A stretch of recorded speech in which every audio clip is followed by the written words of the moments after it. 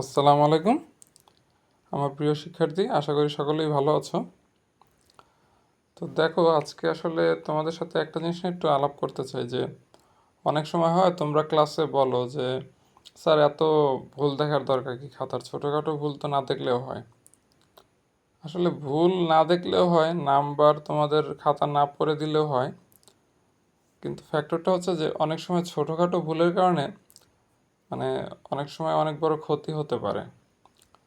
এই জন্য হচ্ছে তোমাদের খাতাটা ঠিকমতো দেখা হয় এবং ভুলটা তোমরা যতটা কমাবা তত তোমাদের জন্য প্রেজেন্ট বলো ফিউচার বলো সবসময় ভালো।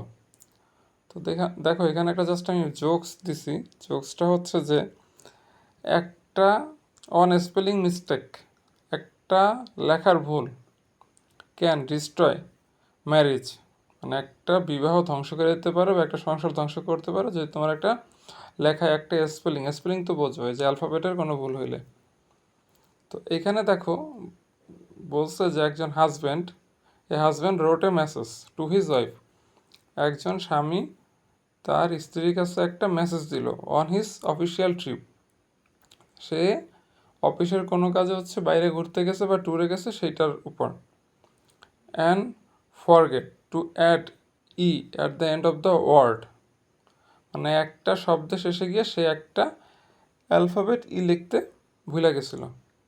তো দেখো এখন সেন্টেন্সটা কীরকম দাঁড়াইলো, I am having such a wonderful time, আমি একটা খুব সুন্দর সময় অতিবাহিত করতেছি। উইশ ইউ ওয়ার হার,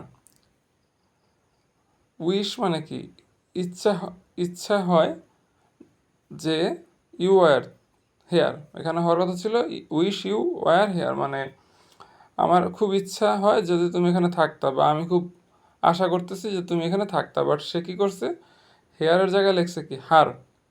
তো এই শব্দটার অর্থ হয় যে উইশ ইউ ওয়ার হার, যদি তুমি সে হইতা। তো সে বলতে আসলে এখানে বাক্যের যে অর্থগত মানেটা হচ্ছে যে স্ত্রী বাদে অন্য কোনো মেয়েকে সে বোঝাচ্ছে।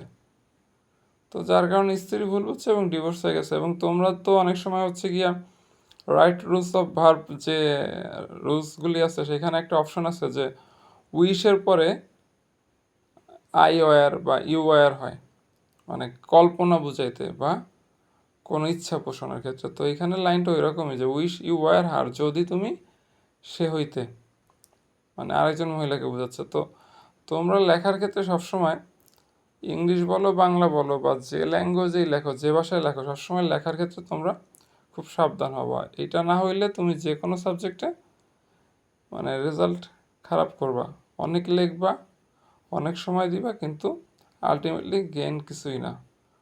তো আশা করি সবাই ভালো থাকো এবং লেখাপড়ার ক্ষেত্রে একটু, বিশেষ করে লেখার ক্ষেত্রে সিরিয়াস হও। আসসালামু আলাইকুম।